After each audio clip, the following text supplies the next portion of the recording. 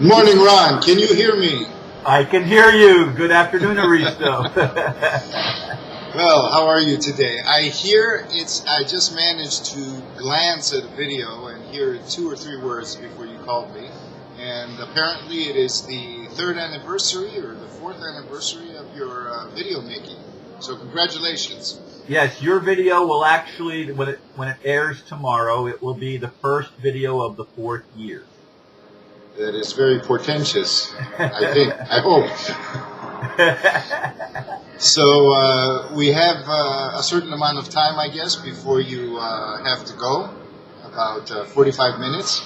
Yeah, if we can do it in 30 to 40 minutes, that would be really good. Yeah, I was looking at Peter Van Run's video yesterday, and somebody did. It's funny how some people want them long, some people want them short.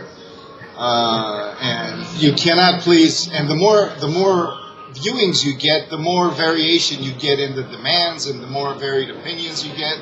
Some people think, oh, you look bad, some people think you look good, some people think, you're too loud. I've long ago realized that I'm not going to be able to please everybody, and I don't even try.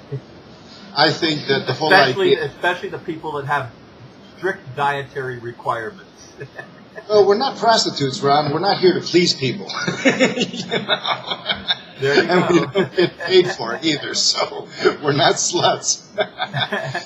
No, and I still don't. There's only been a few times that I've even made a request for donations, so they can't say that I'm in it for the money because I surely don't get some. I mean, most months I get no donations at all.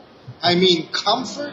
Yeah, okay, we're all human, and you say it too, We have attention spans, some of us don't like to read, some of us don't. I've seen videos that had some pretty cool topics, but the presentation was terrible. But it all depends. It's like, when you look at these kinds of videos, these particular ones, there's a specific, like Peter said, the conventional way to say it is raising consciousness, but it's not quite it. It's a stimulus. And the stimulus is a challenging one. The topic is challenging. It's not going to be comfortable. I often say things that are not comfortable, but I try to keep the controversy within certain bounds so things don't go haywire. I mean, if I really let loose, there'd be chaos with a lot of controversy because I see things differently than most people in appearance-wise. The thing is that... I see things differently, and if I would have communicated directly, there would be misunderstandings because people are afraid of knowledge, I believe. They respond to knowledge, they respond to information in a defensive manner with predetermined defenses. There's politically correct information and there is non-politically correct information. And this conditioning comes from the establishment. It is not Many people mistake it thinking that it's reason or it's against the establishment. Many people maybe don't consider that within themselves they may be still within a liberal conservative paradigm structure. Well, there's the belief system filters that we all tend to use to some degree. And if it doesn't measure up with our belief system of what we believe reality is, we tend to dismiss it. Exactly. But the thing is, with spiritual type people or introspective people, there's more of a tolerance, or there should be, because introspection means examination. You basically, everything that comes in is examined in a way that's both critical and intuitive. How does it make me feel? Many people ask that, but an introspective person also asks, why does it make me feel like it does? Besides just the spiritual aspect, the scientific aspect, a true scientist always will have an open mind and be willing to explore. Of course, there are religious scientists. Yeah, science is their religion. A true priest or pastor will always be a saint, and they'll always be, honest and giving and all of this. There's no such thing. I mean, scientists are paid. The only way you can have a true scientist is if you give them unlimited funding to do whatever they want and don't question them. That isn't the way it works. It's not the way it works, and then the only ones that have that kind of, to a certain extent, are the psychopath scientists. The ones making weapons of destruction with glee and drool coming out, and given unlimited funding to do so. But there's a scientific mindset that is religious, because it has to be, because there's no obedience without religion.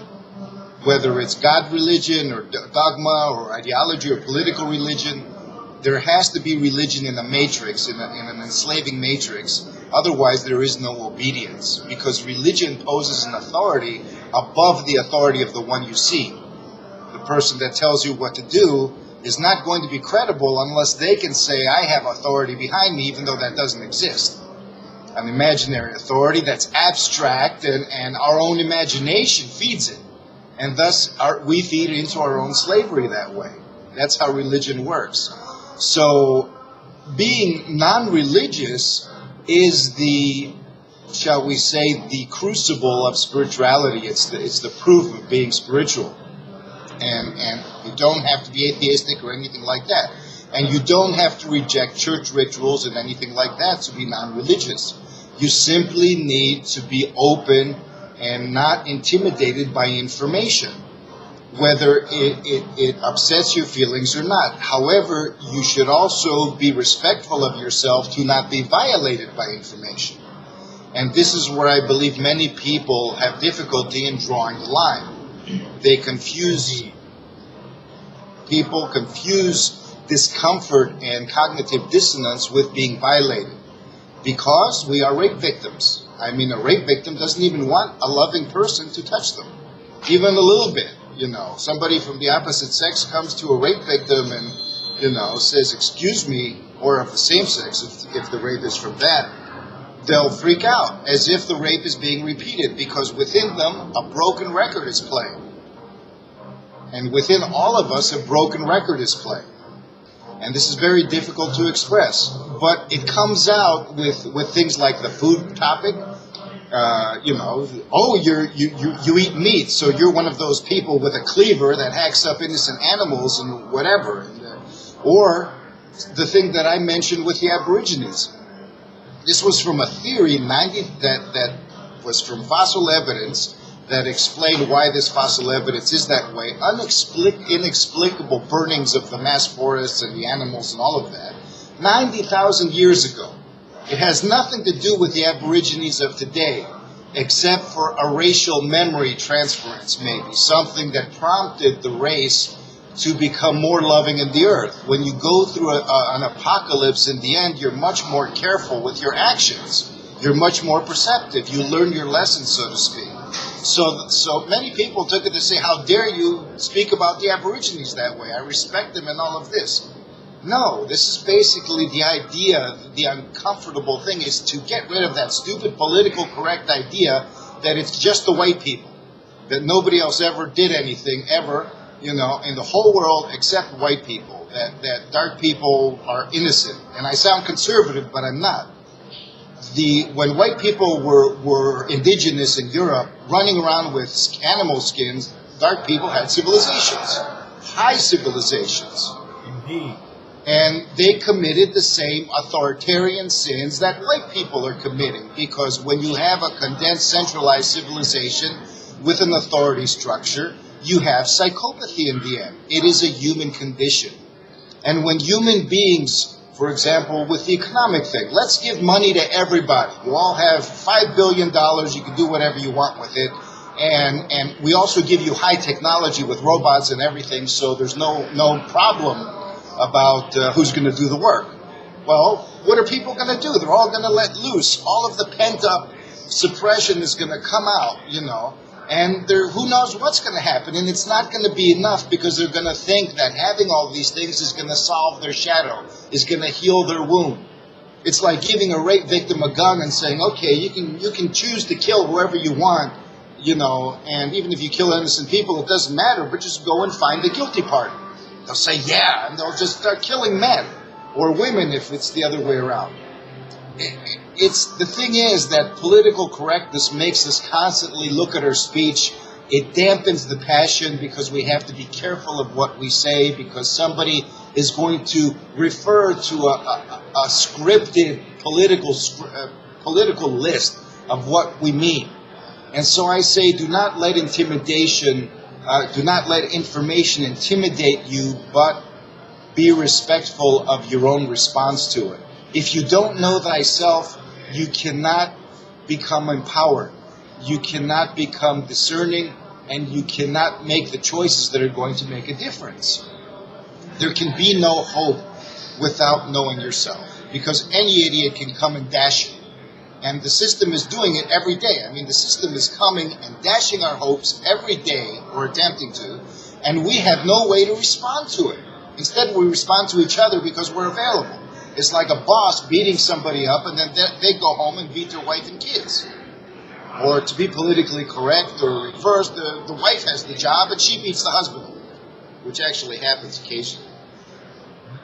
But I was actually going to go on other tangents, like with the twin flame, the thing about life after death. But this is prominent. I noticed that it's not just about the videos that we made, but everybody, and I'm in this boat too, of taking the discomfort and resenting our own discomfort. And people usually, when they toughen up, they tend to go into denial because it's easier. But I'm saying we have to move into the paradox, the very difficult paradox of toughening up and becoming more sensitive at the same time.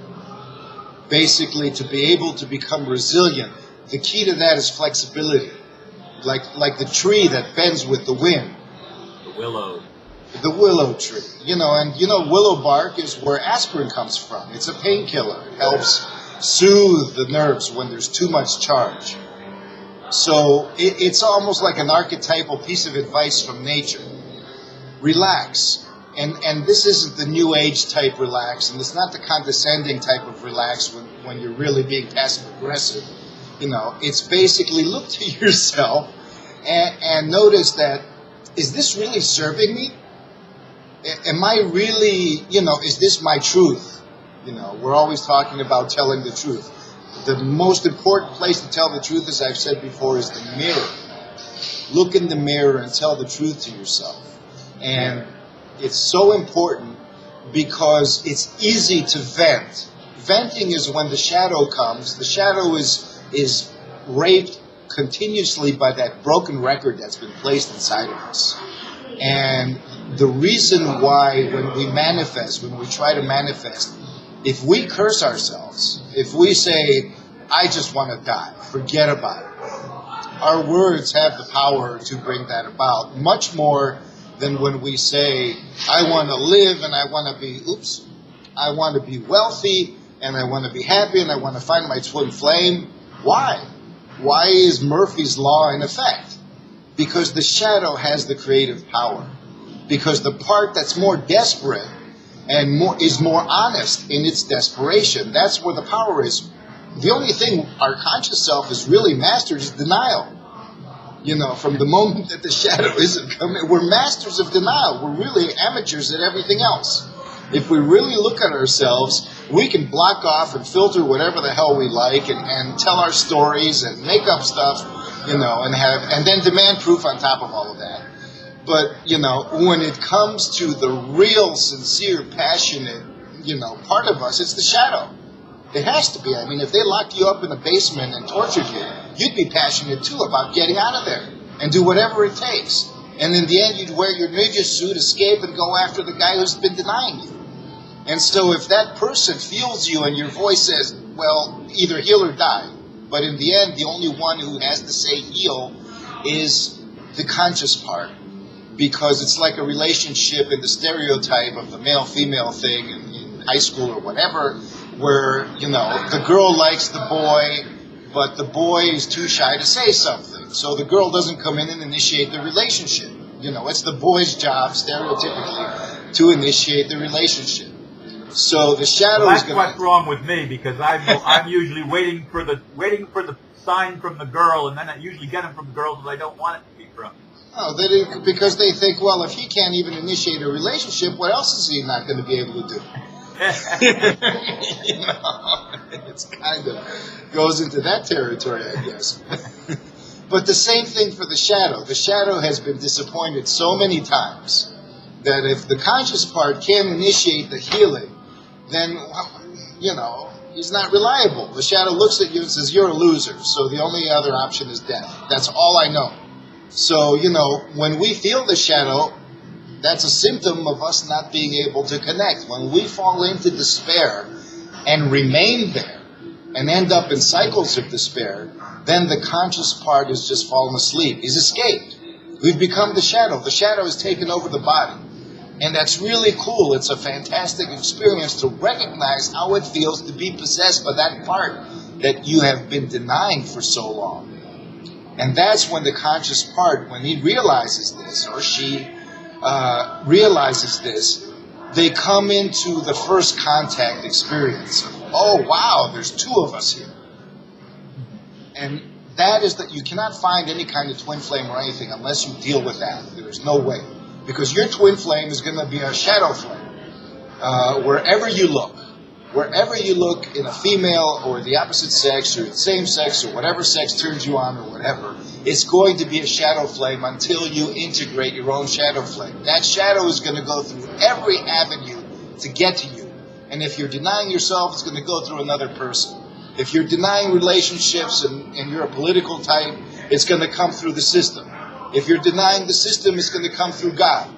It's going to come through anything. Even God turns into the devil. Excuse me, when you deny that shadow. And you can't blame the shadow. If you yourself know how the shadow feels. When you go into that state and says, if things don't change now, I want to die, that's the shadow. It's not the Ron Van Dyke that was doing the video the day before. They're the same person, but there's a little gap there in the transition. Have you ever noticed the transition? It's very, very hard to notice. But that's the point of transformation. So how much time do we have? Oh, we're only 17 minutes. Oh, that's cool. I have this sense of urgency. Don't you have a clock there? We started right at 6:30. Oh, okay, yeah. It's that's my time. Your time is 1:30 or something. Yeah, okay. It's about 3 minutes off. So 17 minutes. Okay. We have, now let's see. So I know you encounter the same things, in your viewings and in your life, and I encounter them and stuff, and this isn't about advice. But if I switch the topic a little bit, we notice that the whole twin flame thing, we're asking for guarantees everywhere in our lives. Guarantees from God, guarantees from other people, intimacy. We make up stories, whether they're true or not, about guarantees. I believe in a twin flame because it has to be that way. But what if it isn't? Can you make it so? The whole thing that we keep telling ourselves, especially spiritual type people, that we create reality, that we're in charge, that we can manifest, even if we don't create it, we influence it to enough of a degree that it satisfies us, or it can, at least in theory. You don't need guarantees if this is true. Maybe the guarantees are inhibiting our manifesting abilities. The guarantee of God, the guarantee of another person being there for you all the time, the guarantee of somebody who's going to take the place of those parents who weren't good enough, to put it in psychological terms, or the friends who weren't good enough, or the world that wasn't good enough. But that's, again, how the shadow feels, because the conscious part, you've had those moments of bliss where none of these problems apply. That's the conscious part. I mean, when you look at the conscious part, it looks at the world and says, why was I ever worried about anything? Like Peter Van Runt says, there's that love, there's that, you don't even worry about your personality or your individuality or anything or death or, it's all good. And it's not just a chemical change. I've been through all that chemical stuff and I've compared it to the internal stuff. And the internal stuff, if it is about chemistry, and to a point it is, it's so complex, it's alive. It's a living chemistry. And so guarantees essentially are roadblocks. And that's why people say release attachments. They don't mean give up possessions. At least the mystics and the sages and stuff. They don't mean give up everything. They mean psychological attachments to let things be as they are, so you can prioritize being who you are. That's where real neutrality comes in. Exactly. Not neutrality in relation to the world. It's neutrality in relation to yourself and your feelings and your emotions that you feel and sense influencing you. Exactly. Neutrality is essentially a kind of referee position, but there is no such thing. All of us are participants. It's temporary for the conscious part of the being to remain neutral so as not to influence the shadow and let the shadow have its say. But the shadow feels the presence of the conscious part as not as a threat, because it was the conscious part that did the wounding in the first place. You know, it wasn't even if it was a knee-jerk reaction of the unconscious or whatever itself, eventually the conscious part became the scapegoat. Because it's the one, and it's not because of blame, it's because the shadow knows that the conscious part has the power to make the difference. It has the power to initiate healing. That's why in the whole biology thing, it's a courtship ritual. It's not about equality between men and women. It's about biology, about the courtship, about reproduction, about, the way that goes. It's about essentially that the male had a certain role in biology, the female has another role in biology, and so the female initiates the courtship ritual by showing interest, and the male responds by doing the overt initiation. The shadow, and I don't want to do a direct comparison, but the shadow comes in and initiates the situation by saying, hey, you son of a bitch, I'm here. And I feel like crap, and so do you, because we're one and the same. And if the conscious part says, oh no, I'm shy, I can't, I'm a You're whatever. Not me. Yeah, well, it just passes out, mainly. It's like, the little shy boy who, the girl likes me, he turns all red and passes out. And so all that's left is the girl, Again, I don't want the feminists out there to get on my case, but it's basically all that left is the shadow. And I associate it with the feminine because, yes, that's been the part that was wounded. It's the receptive part. It's not just girls and boys, it's the part that receives. So if you've got wounds, bullets flying around, the receptive part's going to get hit. The active part is okay. The conscious part, the part that gives out the light, that part doesn't get hurt. It just, when it gets divorced from the receptive part, it goes insane. Psychopathy is a direct result from the denial of the feminine, whether you're a man or a woman. That is the fundamental transpersonal reason for it. So, of course, if we hit the 30-minute mark, give me a ring. Oh, I can see it myself. We're okay.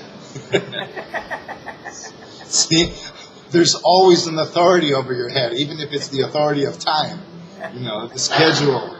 And that's one of the things one of the people said. It's like, well, I have to work and I don't have time for, the only people that have time are old guys, who in nursing homes. To watch long videos. Retired people like me. It doesn't have anything to do. Yeah, just the bums without jobs, But the thing is that, can we make time? Because that's what people say. Is if I go to work and say, look, man, I have to watch my kids. I don't have time to stay overtime and do your grunt work. And then the boss says, make time. Make time or you're out on your ass. And, well, that's damn cruel, but people bow their heads and obey because it's their meal ticket. But it's also the slavery. It's the slave attitude that keeps us bound. Can we change this? Can we reverse it and make time for other things? I don't say watch these videos or whatever, but I'm saying that if something is engaging, sometimes you need to stop and think, and sometimes you need to express in a way that challenges you beyond the wham, bam, thank you, ma'am context.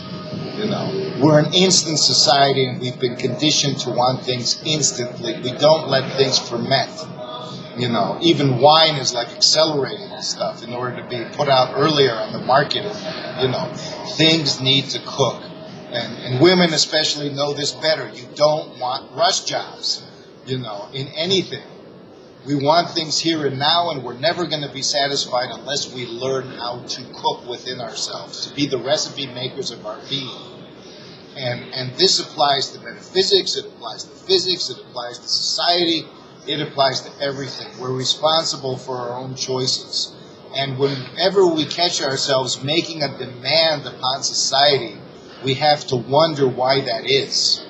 And if maybe we're not listening to the shadow at that moment, because any demand we make upon society is in another way a demand the shadow is making upon us.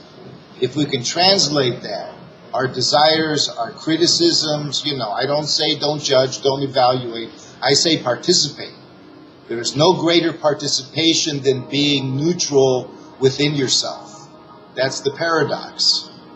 And when you participate that way, you are involved in reality. And when you are involved in reality, you begin to notice that in some things, you have the power to call the shots. And we need to learn that, because if anybody comes and helps us before we learn it, we're going to be dependents. Again, we're like slaves looking for a better master, And it's a big difference in being free, I'll tell you that, because we're going to revolt again. And we're going to revolt against God. That's why something revolted against God in the first place, because it's wanted to be free. When you're a creation, even if you're a part of the Creator, you are in a position of being a child, of being subject, and you want to grow up. You're going to revolt. You're going to eat that damn apple, and you're going to go to the place of challenge that's going to teach you how to do it on your own. Adolescent rebellion is normal. Exactly. And humanity is within the thick of it. And a lot of us have gone crazy because of it. And it's time to learn to man up, human up. We're evolving. And the thing is, no matter what it takes, because that's the thing, it may take a lot, it may not take much. Whatever it takes, it gets easier when we become more response-able. These are all cliches. I always make it a point for myself to go back to the cliches and look at them, really, really examine them and feel, is there a deeper level of truth from this? Because a lot of them are really, there was one cliche somebody put forward that had good merit, in my opinion, that says a woman that doesn't need validation is the most fearful thing on the planet. And if you're a person who wants to be feared because you've been pounded on all your life, that would be good. But essentially, why would you want other people to fear you? And why is that? Why would an omnipotent God want to be feared? Exactly, because they haven't been validated. That's why.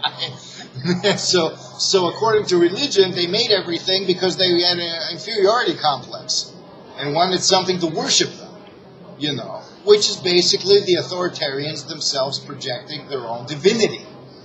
That's their God. Forget about it. And God essentially comes from within. And you cannot meet God unless you face the shadow, because your shadow is also God's shadow. It all comes together. And so if you're angry with God, God is angry with you. And that's the shadow. It's all the same thing. The most powerful force in the universe is the shadow because it's accumulated. Trash, if you take a little cigarette butt and you throw it out, you say, what can that cigarette butt do? I put it out, it's not going to cause a fire.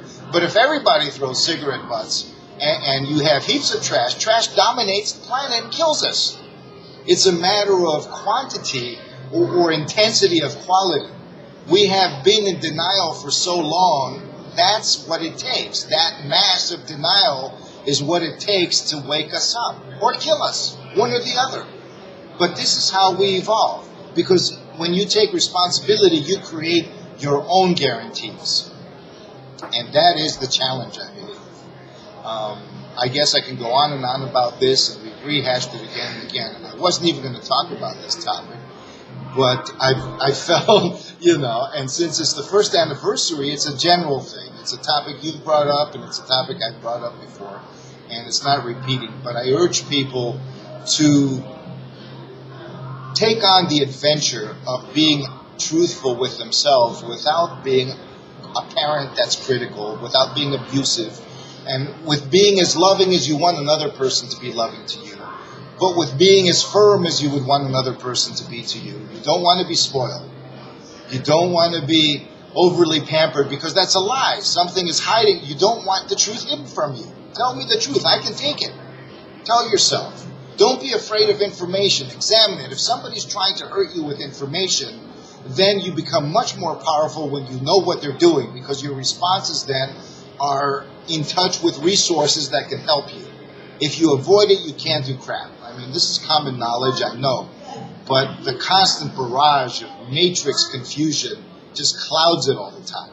So I wanted to dedicate this video as a kind of reminder to all of us, myself included. You know, these are the little talks I had with myself before I get here. And I wanted to share them with you. So thank you for listening, and I hope you have a very nice day. Thank you. Right on the button. Namaste. 30 minutes. Namaste as well. Until next time, Ron. Yeah. Bye-bye. Have a good